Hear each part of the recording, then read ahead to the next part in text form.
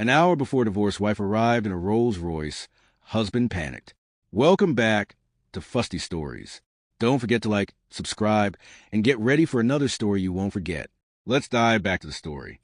Solomon Vincent's earliest memories were of dimly lit rooms, the smell of rust from the old radiator, and the sound of his mother's weary footsteps returning from long shifts. His family lived in a crowded neighborhood outside London where poverty was not just a condition, it was a cycle that seemed impossible to break. His father, Thomas Vincent, worked tirelessly at a steel plant, his clothes always soaked in sweat and grease, while his mother, Marjorie, split her life between cleaning offices and cooking for strangers in a diner. With two younger brothers to care for, Solomon grew up quickly, often skipping his own meals, so they would eat. He never forgot the shame of wearing worn-out shoes to school or the humiliation of being mocked by wealthier classmates who arrived in sleek cars while he trudged through rain in patched trousers.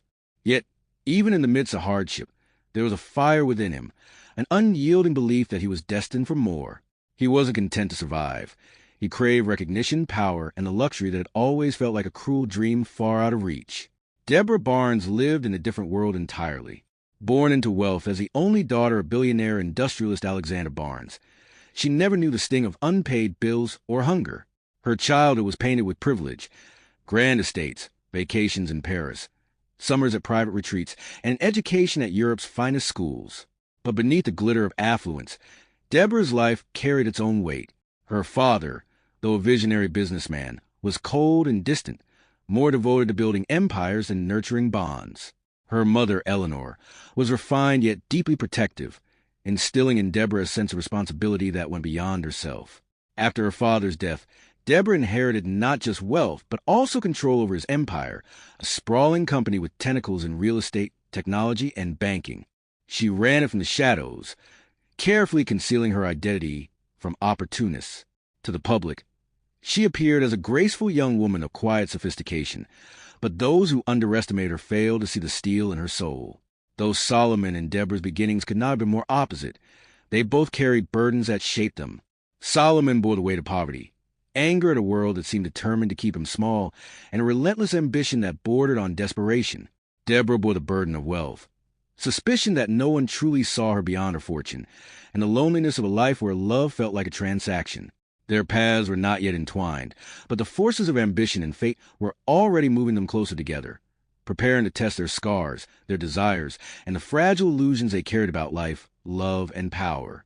Solomon Vincent's hunger for a better life drove him into spaces far beyond his reach.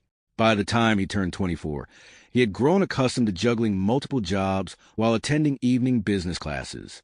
His mornings were often spent stocking the shelves at a supermarket, his afternoons split between cleaning office floors, and his nights pouring coffee in a busy diner. Yet beneath the exhaustion, his charm and confidence always shone. He had sharp features, a lean build hardened by years of physical labor, and an easy smile that could disarm even the coldest stranger. He was ambitious, restless, and convinced that one lucky encounter would change the course of his life forever. That encounter came one late autumn morning in central London, when he decided to step into a small upscale cafe tucked away on a quiet street, an unusual stop for a man like him, but one that would alter everything. Deborah Barnes sat by the window of that cafe, her posture graceful, her presence commanding in its quiet simplicity. She wore a tailored beige coat, her dark hair pinned neatly, and a pearl bracelet circling her wrist, one of her mother's gifts that she cherished deeply, though her world was wrapped in power and wealth. She was seeking a moment of solitude, away from endless meetings and the suffocating weight of corporate secrecy. A book lay open before her, though her mind was elsewhere, drifting between boardroom strategies and personal loneliness. When her pen slipped from the table and rolled toward Solomon's feet, he stooped instinctively to retrieve it. Their eyes met as he handed it back, his weary yet determined gaze locking with her calm, searching one. The air shifted subtly in that moment. Deborah noticed not just his roughened hands, but the humility in his voice when he said, "Here, miss, you dropped this." That fleeting exchange sparked something neither expected. Deborah, used to men who either bowed to her money or tried to exploit it, found Solomon refreshingly genuine, or at least seemingly so. Solomon, who had always despised the rich for their arrogance, saw in Deborah a warmth that clashed with every stereotype he had built in his head. Their conversation began with small pleasantries about the weather, but stretched into discussions about books, dreams, and the city They both called home. By the time Deborah left, she had offered him her number with a soft smile, and Solomon felt as if fate had finally rewarded him. What began as a chance meeting in a cafe soon blossomed into regular encounters. Walks through Hyde Park, late-night calls, and dinners where she listened intently to his ambitions while keeping her own empire hidden. For Solomon, it was the start of a love story he believed would elevate him. For Deborah, it was a fragile hope that someone might truly see her for the woman she was, not the wealth she carried. The wedding of Solomon Vincent and Deborah Barnes was nothing short of breathtaking, a union that drew together two worlds that could not have been more different. Deborah, with her refined elegance, had envisioned a ceremony that spoke of intimacy rather than extravagance, but even in her restraint, the event radiated wealth. A grand cathedral in central London was chosen, its stained glass windows spilling colored light onto marble floors, while rows of white roses lined the aisles. Deborah walked gracefully in a gown of ivory silk, her veil falling like a whisper across her shoulders, her every step measured and serene. Guests whispered in admiration at her beauty, at the way her composure seemed unshaken by the grandeur surrounding her. Solomon, standing at the altar in a perfectly tailored suit, looked every bit the man who had finally conquered his struggles. His smile was wide, his eyes glinting with triumph, though beneath that polished exterior lingered an almost restless pride. To those who attended, it was a perfect marriage. Ambition meeting grace, poverty clasping hands with wealth, hope binding them in vows that promised forever. In the reception hall, laughter and music carried late into the night. Solomon moved among the guests like a man reborn, shaking hands, accepting congratulations, and enjoying the taste of luxury he had only dreamed of. Deborah remained close, her hand often brushing against his, her eyes filled with affection she could not fully voice. She believed in the love they had nurtured, believed in the man who had once seemed genuine in his simplicity. For her, this marriage was a leap of faith, a chance to trust someone not because of wealth or power, but because of connection they had formed in whispered conversations and stolen moments. Yet, even on that night of celebration, subtle cracks appeared. Solomon basked in attention, speaking of his plans and ambitions with a confidence that often overshadowed Deborah's quiet presence. Where she longed for a shared dream, he seemed intent on proving himself to others, eager to show he belonged in the glittering world he had now entered. As they danced under chandeliers, Deborah tried to push aside the unease stirring in her chest. She smiled, pressed close to her husband, whispering of their future together, but noticed the way his eyes often strayed, not in longing for another woman, but in hunger for admiration, recognition, and validation. To Solomon, the marriage was both love and opportunity. To Deborah, it was a chance to finally be seen as a woman rather than an heiress. Neither realized in that fragile beginning that the vows they had exchanged would soon be tested, not by the absence of affection, but by the slow corrosion of trust, ambition, and hidden truths. For beneath the music, the roses, and the shimmering lights, seeds of doubt had already been planted. When Solomon Vincent stepped into his new role at one of London's most prestigious firms, he carried himself like a man who had finally arrived.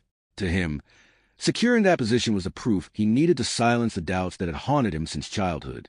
He believed his intelligence and determination had opened the door, never suspecting that Deborah Barnes, his new wife, was the unseen hand that had orchestrated everything. The office itself felt like another world. Glass towers overlooking the Thames, polished floors that echoed with confidence, and executives in sharp suits who spoke in clipped tones about millions as if they were pocket change. For Solomon, this was not just a job, it was validation. He could look around, shake hands with colleagues, and tell himself he belonged among the powerful. His chest swelled each morning as he adjusted his tie and walked through the revolving doors, convinced he was shaping his destiny on his own terms. Deborah, on the other hand, watched quietly, keeping her secret close. She had pulled the strings, ensuring Solomon's name reached the right desk, that his application bypassed certain hurdles, that his potential was given a chance. She had done it out of love, out of a desire to see him stand tall without the weight of struggle pressing him down. But as she saw his pride grow, she began to wonder if she had done him a disservice. In private moments, she admired his ambition, but she also saw the subtle shift in his tone, the way he started to speak less of us and more of I. Her hope was that marriage would anchor him in love and shared dreams, but instead, his new role seemed to be inflating a sense of independence that made her heart uneasy. The cracks in their trust deepened with each passing week. Solomon became consumed by his career, often staying late at the office, basking in the praise of colleagues who admired his drive.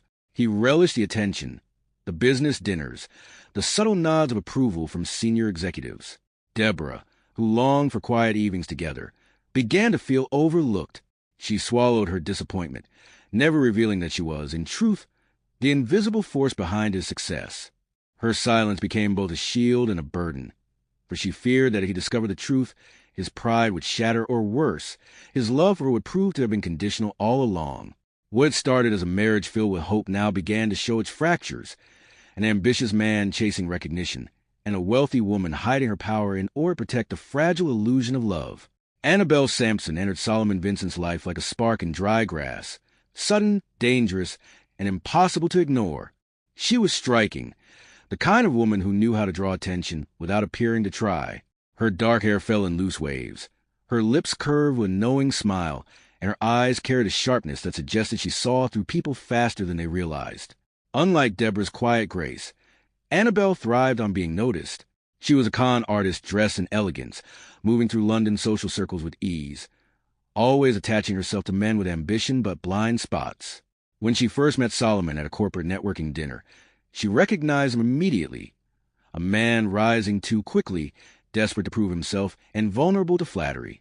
She laughed at his jokes, leaned in when he spoke, and fed his ego with lines perfectly crafted to disarm him. To Solomon, who was beginning to crave admiration beyond his marriage, she felt like the affirmation he believed he deserved. At first, their interaction seemed harmless. She praised his sharp mind during conversations, teased him about how rare it was to meet a man with both ambition and charm, and whispered suggestions about opportunities he could really seize if he weren't held back by the distractions of domestic life. Her words were honeyed poison, and Solomon drank deeply. He began to anticipate her presence at gatherings, his eyes searching for a figure in the crowd, even while Deborah stood beside him. Annabelle never pushed too far too soon. She had mastered the art of patience. She would touch his arm lightly as she passed, hold his gaze a second longer than necessary, and leave him wondering what it meant.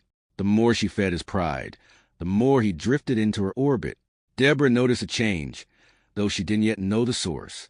Solomon became more restless at home, less inclined to share his day, and increasingly focused on painting himself as a visionary she had always quietly encouraged him to be. What Deborah saw as a partnership, Annabelle framed as a stage where Solomon was a star. For Annabelle, Solomon was another conquest, a man with money within reach and pride easy to exploit. For Solomon, she was a mirror reflecting back the greatness he longed to believe was already his. Their connection grew in shadows, in whispered conversations and secret glances, feeding the cracks already forming in a marriage that had once promised hope but was now trembling under the weight of pride and temptation. Solomon Vincent's transformation was swift and unsettling. Once the man who had humbly chased every opportunity, he now carried himself with the swagger of someone who believed he had already conquered the world. His position at Deborah's company gave him access to wealth, status, and circles of influence he had only ever dreamed of. With each passing day, he became less the grateful husband and more the man intoxicated by the power he thought he had earned. At business functions, he boasted of his rise from nothing, carefully crafting a narrative where his grit alone had carried him to success. Deborah, who often stood silently by his side, became less of a partner in his eyes and more of a backdrop to his achievements. He started to interrupt her during conversations, dismiss her suggestions at gatherings, and laugh a little too loudly at her expense when others were around. At home, the change was even sharper. Deborah, who valued quiet dinners and genuine connection, now found herself enduring long lectures about how Solomon planned to build empires of his own. He began buying expensive suits, insisting on high-end cars, and parading them as proof of his worth. When she tried to caution him about his spending habits or remind him of their shared goals, he brushed her off with condescension. "You wouldn't understand," he would say, smirking as if her insights meant nothing. The warmth that had once marked their conversations was replaced with sharp edges, his words often laced with subtle insults that cut deeper than he realized. To Deborah, it was as if her husband was no longer seeing her as his equal, but as someone standing in the way of his glory. Annabelle Sampson's influence fueled his arrogance. She flattered him endlessly, telling him he deserved more than being the shadow of a wealthy woman. She painted Deborah as a chain holding him down, someone who couldn't appreciate his brilliance. Solomon believed her, internalizing those whispers until they became his own thoughts. In public, he flaunted his power with grand gestures, lavish parties, reckless investments, and speeches that painted him as a visionary leader. In private, he belittled Deborah with subtle digs, making her feel smaller in her own home. What he didn't know was that his arrogance was building a wall between them, a wall Deborah silently observed and measured. For while Solomon flaunted power he thought was his, Deborah knew the truth, that the empire he was leaning on had always been hers, and that one day his pride would come crashing down in ways he could never imagine. Annabelle Sampson was an artist of manipulation, and Solomon Vincent had quickly become her canvas. She knew exactly how to feed his weaknesses, his thirst for admiration, his hunger for independence, and his fragile pride. What began as casual compliments soon evolved into late-night conversations, secret lunches, and meetings disguised as business discussions. Annabelle would speak of the future with intoxicating certainty, painting pictures of Solomon as a man destined to lead, not follow. She hinted at opportunities outside his wife's shadow, opportunities that could make him a name in the business world on his own terms. Every word was calculated, every smile timed perfection. For Solomon, who was already drifting away from Deborah, Annabelle became the voice that validated his ambition while fueling the cracks in his marriage. Her methods were subtle but relentless. She would invite him to exclusive gatherings where Deborah was not present, slipping her arm through his as though he already belonged to her world. She filled his glass, whispered into his ear, and laughed at his every joke, making him feel larger than life. When Solomon hesitated, reminded of his vows, or when guilt tugged at his conscience, Annabelle pressed closer, reminding him of how undervalued he was at home. She spoke of Deborah not as a wife, but as an obstacle, a woman too reserved to understand a man with such fire. In Solomon's ears, those words became gospel, an excuse to indulge a growing desire that warred with loyalty. He started to lie, small at first, about late meetings or extended office hours, but each falsehood brought him closer to the line Deborah hoped he would never cross. Deborah sensed the shift, though she didn't yet know the full extent of Annabelle's hold. Solomon's warmth had cooled. His presence in their home had become erratic. When she reached for his hand, he seemed distracted. When she asked about his day, his answers were curt. Deborah had built her life on control, on foresight, but she now found herself battling the helplessness of watching the man she loved slip into the grip of another woman. Annabelle's temptation was more than physical. It was spiritual, feeding the very insecurities Solomon had carried since boyhood. The con artist had him exactly where she wanted him, torn between the vows of a marriage rooted in hope and the intoxicating promise of freedom, power, and recognition she dangled before him like forbidden fruit. The evening was meant to be one of celebration. Deborah Barnes had been invited to a prestigious charity gala, an event that gathered London's wealthiest and most influential figures. She had envisioned the night as a chance to stand by her husband's side, to present themselves as a united couple committed to giving back. Dressed in a flowing midnight blue gown with delicate jewels at her neck, Deborah carried herself with her usual quiet elegance. Yet from the moment they arrived, she noticed Solomon Vincent's behavior was different. He strode into the hall as though the spotlight belonged solely to him, shaking hands, laughing boisterously, and basking in every admiring glance that came his way. Annabelle Sampson was there too, hidden among the crowd but very much present in the tilt of her smile and the subtle flicker of her eyes toward Solomon. As speeches began, Deborah expected Solomon to remain by her side, perhaps to offer her support when her turn to address the audience arrived. Instead, he stepped forward uninvited, taking the microphone with an air of confidence that left even the host startled. His words began smoothly enough, praising the charity and acknowledging the guests, but soon his tone shifted. He spoke of his own journey, of how he had climbed from nothing and made a name for himself by sheer determination. His eyes swept the room with pride, but when they landed on Deborah, they hardened. With a mocking smile, he quipped about how his wife preferred books and quiet dinners, while he was the one out making real moves. The audience laughed, thinking it harmless banter, but Deborah felt the sting. To be diminished so publicly, treated as though her presence was ornamental rather than essential, cut her deeper than any private argument ever could. Humiliation settled over her like a heavy cloak. Guests exchanged glances, some uneasy, others entertained, but all aware that Solomon had crossed a line. Deborah held her composure, her spine straight, her lips curved in a polite smile, but inside, her heart twisted with both pain and clarity. Annabelle watched from the shadows, satisfied with the discord she had helped sow, while Solomon soaked in the applause of people who barely knew him. That night marked a turning point. Deborah realized that the man who once reached for her hand in a quiet cafe was now consumed by pride, arrogance, and the dangerous validation of another woman's whispers. Though she did not yet reveal it, she began to make her own plans. The world saw her humiliated, but Deborah's silence was not weakness. It was a calm before a storm Solomon would never see coming. Deborah Barnes had always been a woman of patience and foresight. Unlike Solomon, whose pride often blinded him, Deborah observed everything with quiet calculation. After the charity gala where he had humiliated her, she did not confront him in anger. Instead, she retreated into herself, allowing silence to become her shield. In that silence, her mind worked. She began to notice the subtleties Solomon thought he was clever enough to hide, the late nights at the office that never matched his company schedule, the faint trace of an unfamiliar perfume on his shirts, the way his phone was always turned face down when he came home. Each detail, though small, painted a picture Deborah could no longer ignore. Annabelle Sampson's name had begun surfacing at gatherings, whispered by acquaintances who had seen her and Solomon together at events Deborah had not attended. The more Deborah listened, the more the threads of betrayal unraveled. At her company headquarters, Deborah spent long hours not just in boardrooms, but also with her legal advisors, carefully preparing for what she suspected was inevitable. She did not yet announce her intentions, not even to her closest confidants. Instead, she operated with precision.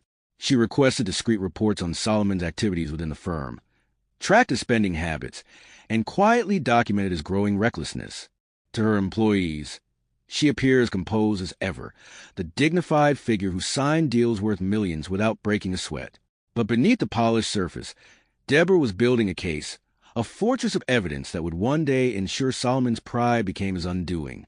She loved him once, deeply, but love had soured into disappointment, and disappointment was hardening into resolve. Solomon remained oblivious, too wrapped in Annabelle's web and his own inflated self-image to recognize the danger. He mistook Deborah's silence for submission, believing she was too meek, too fragile, to challenge him.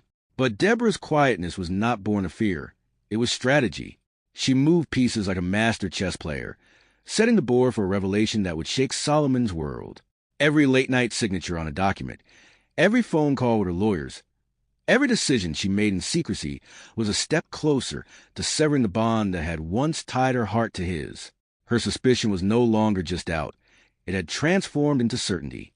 And with certainty came preparation, the kind that promised that when the moment arrived, Solomon would not only lose his marriage, but everything he had foolishly believed was his own.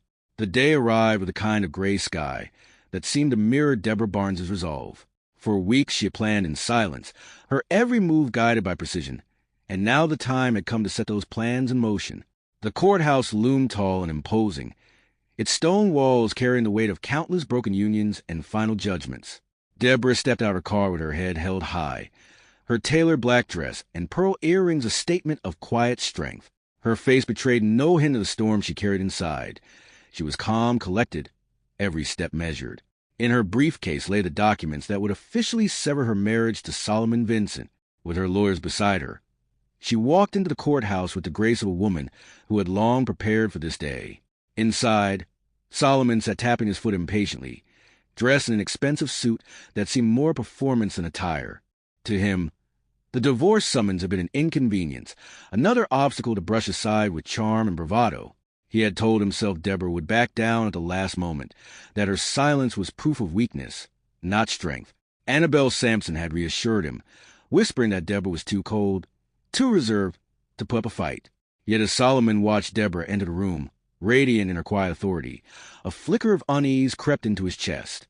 She was not the fragile woman he expected to face. She was composed in a way that unsettled him, her presence commanding without a single word. The filing of the divorce papers was clinical, but the atmosphere was heavy with unspoken truths. The clerk read the details aloud, the sound echoing through the chamber like a final bell. Deborah's lawyers presented the case with unflinching clarity, their arguments sharp and irrefutable. Solomon's attempt to mask his discomfort with smug smiles faltered as he realized the depth of her preparation. Each claim was supported by evidence he never imagined she had gathered, his reckless spending, his public humiliations, even whispers of his affair. Annabelle's name was not yet spoken aloud, but the implication lingered like smoke in the air. For Deborah, This moment was not about revenge. It was about liberation. And though the process was only beginning, the weight of inevitability hung over Solomon, pressing down like a shadow he could no longer ignore. The courthouse steps were already buzzing with onlookers, reporters, and curious passers-by when the sleek black Rolls-Royce glided to a halt at the curb. Its polished frame gleamed under the muted London sunlight, the emblem catching the eyes of everyone present. Heads turned, whispers rippled through the crowd, and even the court officials paused mid-stride as the driver stepped out crisply in uniform, opening the rear door with practiced elegance. Deborah Barnes emerged, her presence commanding immediate silence. Dressed in a tailored ivory suit that seemed to radiate authority, her dark hair swept neatly into a chignon. She carried herself like royalty. For those who had known her only as the quiet wife of Solomon Vincent, the transformation was jarring. The Rolls-Royce was more than a car. It was a declaration, a revelation of the power she had long concealed. Solomon, standing with Annabelle at the courthouse entrance, froze as his wife stepped gracefully onto the pavement. His pulse quickened, his palms grew clammy, and for the first time, the certainty he had clung to began to fracture. The smug confidence that had carried him through weeks of denial evaporated in an instant. He had expected Deborah to arrive quietly, modestly, like the subdued partner he had grown accustomed to dismissing. Instead, she had arrived in a manner that stripped away his illusion of control. The murmurs grew louder. "Isn't that a Rolls-Royce? She looks like she owns the world." And each comment pierced Solomon's pride like a blade.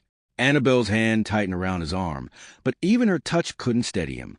He felt exposed, as though the ground beneath his feet was shifting dangerously. Inside the courthouse, the effect was even greater. Court attendees craned their necks to watch Deborah walk past, her heels striking the floor in a rhythm that echoed with unshaken resolve. Solomon's panic swelled with each step she took, his mind racing with questions he couldn't answer. How could she afford such a car? Why did she suddenly seem untouchable, elevated above the meek woman he thought he controlled? The truth hovered dangerously close, though he was still too blind with pride and fear to grasp it fully. Deborah did not need to speak a word. Her entrance alone declared that this divorce would not be a quiet affair. For Solomon, it was a first true taste of dread, the realization that the power he believed he held over her was unraveling, and that perhaps he had never truly held it at all. The courtroom was filled with a tense silence, broken only by the shuffling of papers and occasional call from the gallery. Deborah Barnes sat poised at the plaintiff's table, her hands folded neatly over a stack of documents. Across from her, Solomon Vincent leaned back in his chair, wearing the thin smile of a man who still clung to belief that charm could undo any situation. Annabelle Sampson hovered close to him, her eyes darting around the room, like a predator waiting for weakness. To the casual observer, it looked like a routine divorce proceeding. But beneath the surface, a storm was brewing, one that would strip Solomon bare before the very people he had spent months impressing. When the judge called for arguments, Deborah's lead attorney rose and began with a calm but devastating presentation. He outlined Solomon's reckless spending, his humiliating treatment of Deborah at public events, and his neglect of the marriage. With every piece of evidence laid bare, Solomon's posture stiffened, his easy smirk faltering. Then came the moment that shifted the air in the room entirely. Deborah herself rose to speak, her voice steady and unshaken. She explained, without embellishment, that the company Solomon so proudly claimed to represent was, in fact, hers. She had employed him from the start, pulling strings to give him the very opportunity he boasted about. "You were never the architect of your own success," she declared, her words striking like a hammer. "You were simply a guest in a world I built." Gasps echoed through the courtroom as realization dawned on those present. The final blow came swiftly. Deborah turned not only to the judge, but to her company's board members present in the gallery. With a clear, unwavering voice, she announced Solomon's termination from his executive position.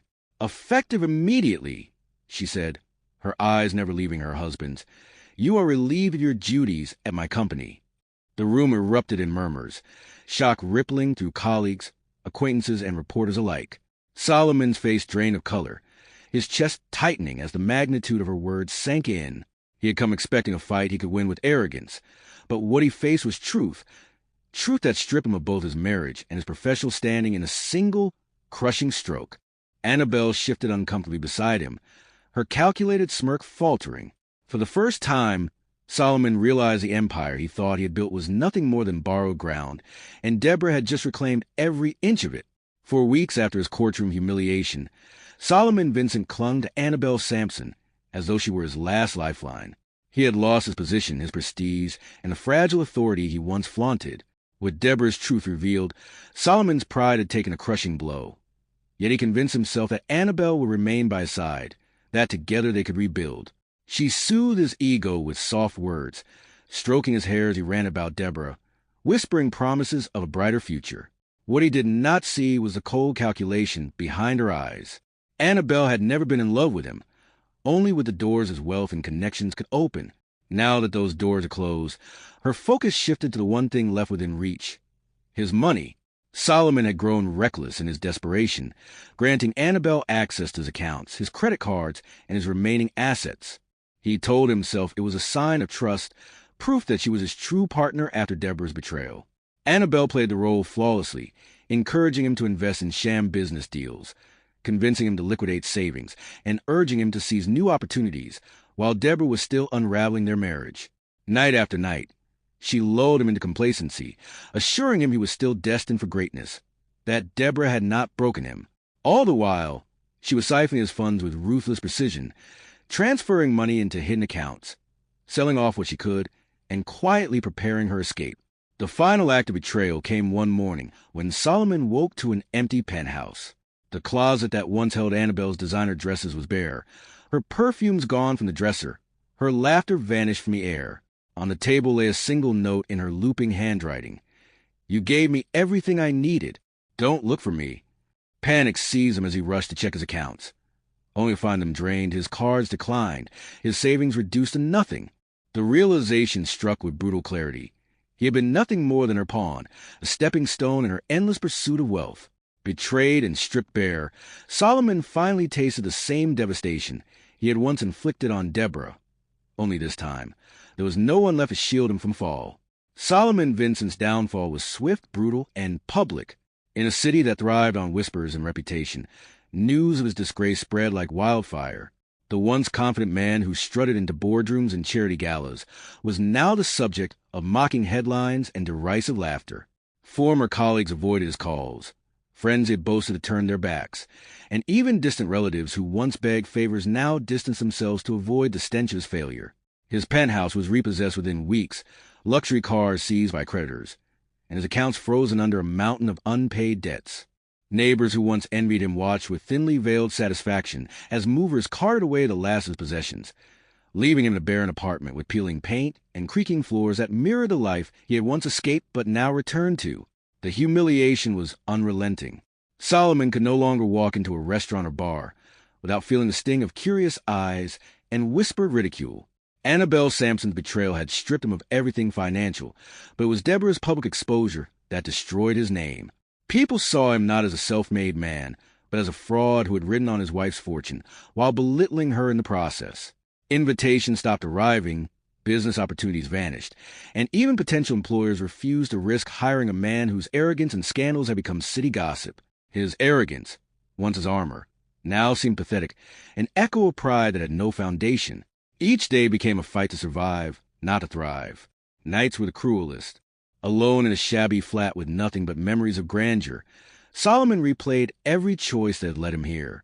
He thought of Deborah's quiet composure, the Rolls Royce that announced her power, the courtroom where she stripped him bare without raising her voice.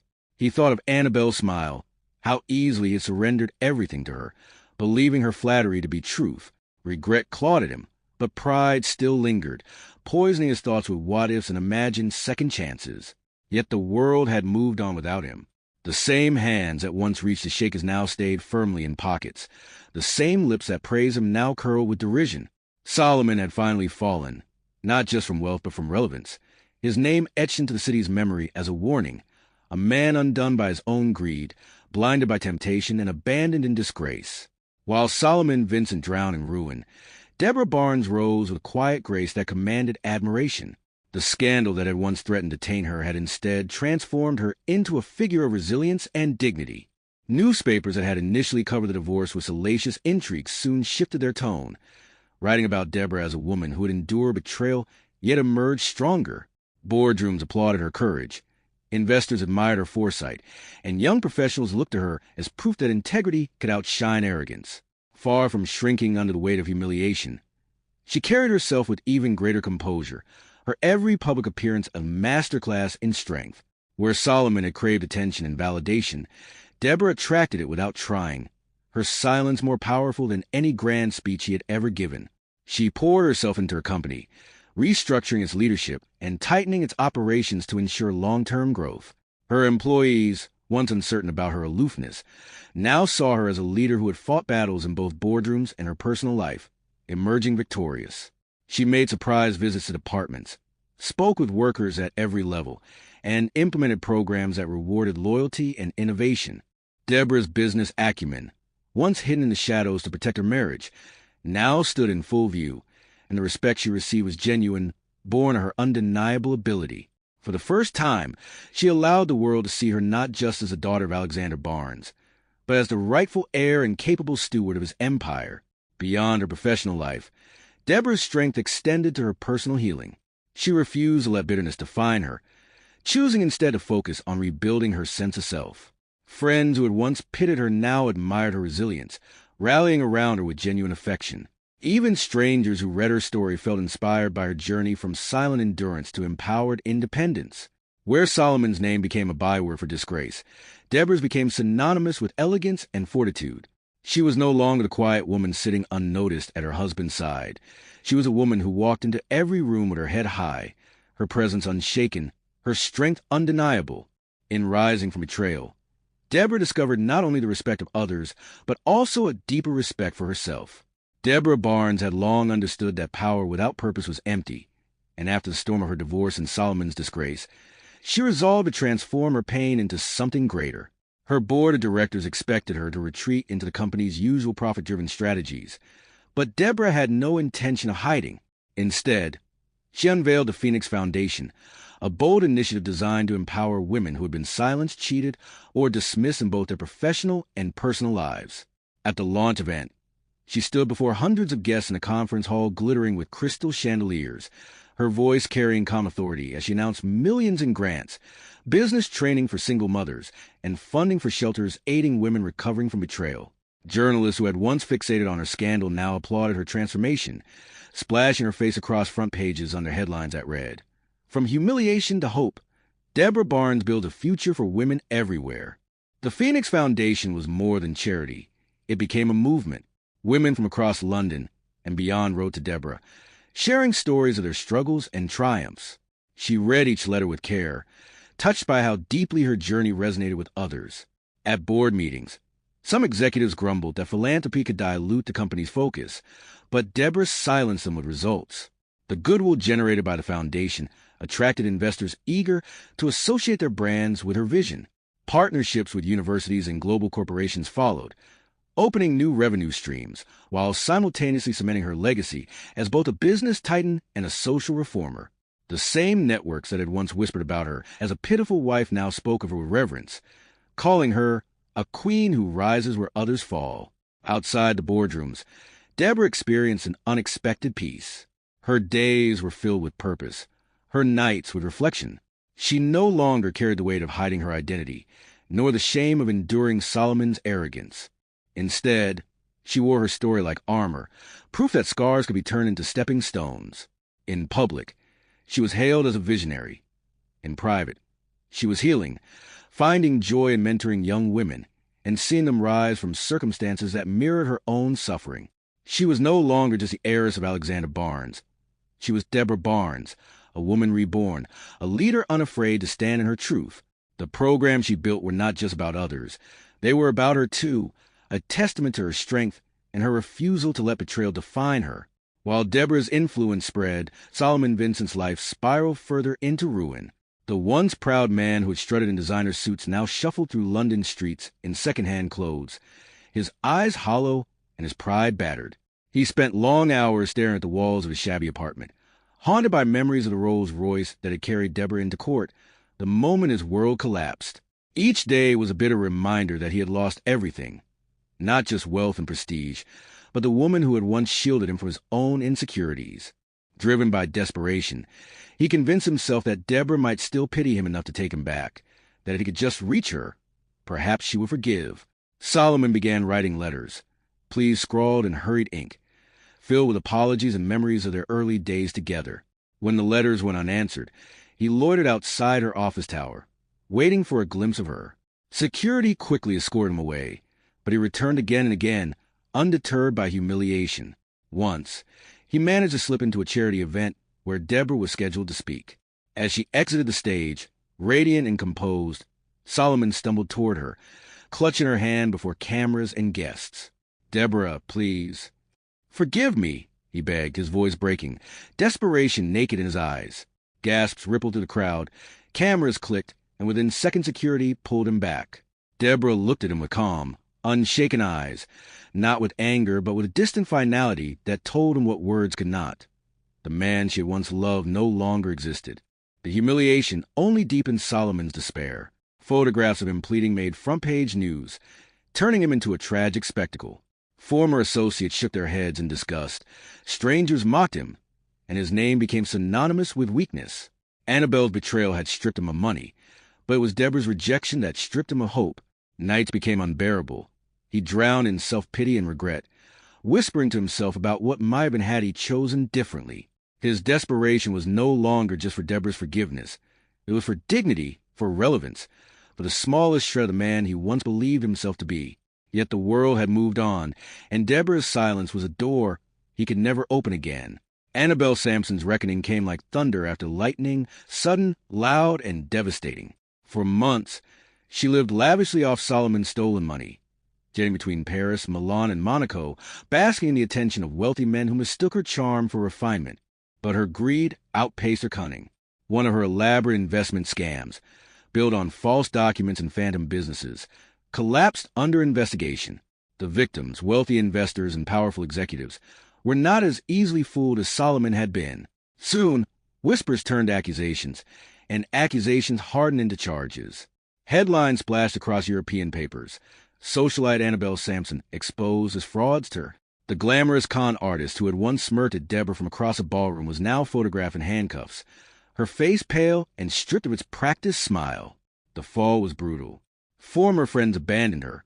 Luxury hotels banned her, and those who once welcomed her into their circles now spat her name with venom. Prosecutors built a mountain of evidence.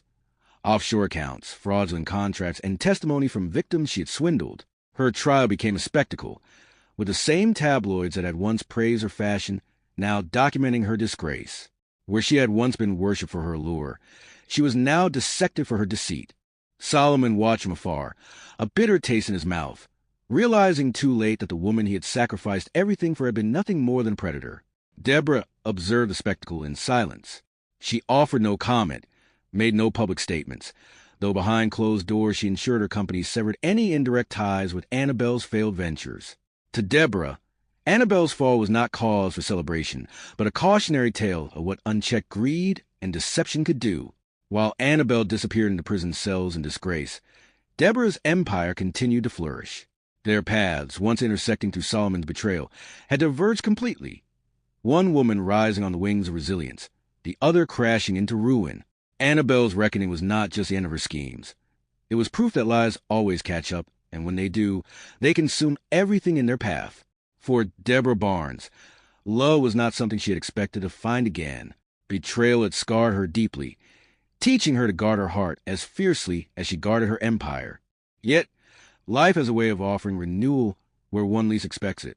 Ethan Callahan, a longtime business partner with quiet strength, entered her life not as a savior, but as an equal.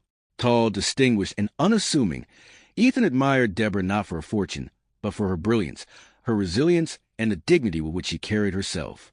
Their relationship began in boardrooms, late-night strategy meetings, and shared cups of coffee during long negotiations. Gradually, professional respect blossomed into genuine affection. Ethan listened without judgment, encouraged without condescension, and celebrated her victories with humility rather than envy. Their connection was unlike anything Deborah had ever known. With Solomon, she had once felt unseen, diminished, overshadowed by his need to prove himself. With Ethan, she felt valued, respected, and most importantly, safe. She could laugh freely, confide in him without fear of betrayal, and enjoy simple pleasures like evening walks through Hyde Park or dinners away from the flashing cameras. Friends and colleagues noticed a change in her demeanor, the lightness in her step, the warmth in her eyes, the quiet joy that replaced the sorrow she had once carried. For Deborah, Ethan represented not just love, but healing, proof that her heart had not been permanently broken. Their relationship grew steadily, built not on grand gestures, but on consistency and trust. Ethan never tried to overshadow her. He stood beside her, allowing her to shine as she always had. Deborah, in turn, cherished his loyalty, his integrity, and the calm steadiness he brought into her life. Where once she feared being loved only for her wealth, she now found comfort in knowing Ethan valued the woman beyond the empire. Love, for Deborah, was no longer a battlefield of pride and betrayal. It was a sanctuary, a reminder that even after devastation, the heart could bloom again. The end of Deborah's journey was not marked by bitterness, but by renewal. She had been humiliated, betrayed, and stripped bare, but she had rebuilt herself into something far stronger than she had ever imagined. Under her leadership, her company expanded globally. Her Phoenix Foundation changed countless lives, and her personal life blossomed into one of peace and fulfillment. She no longer hid behind quiet shadows. She walked openly in her power, her reputation no longer defined by Solomon Vincent's arrogance, but by her own achievements. In every newspaper, every boardroom, and every gala, she was celebrated as a woman who turned adversity into triumph. Her marriage to Ethan Callahan was a quiet affair, in stark contrast to the lavish spectacle that had once bound her Solomon.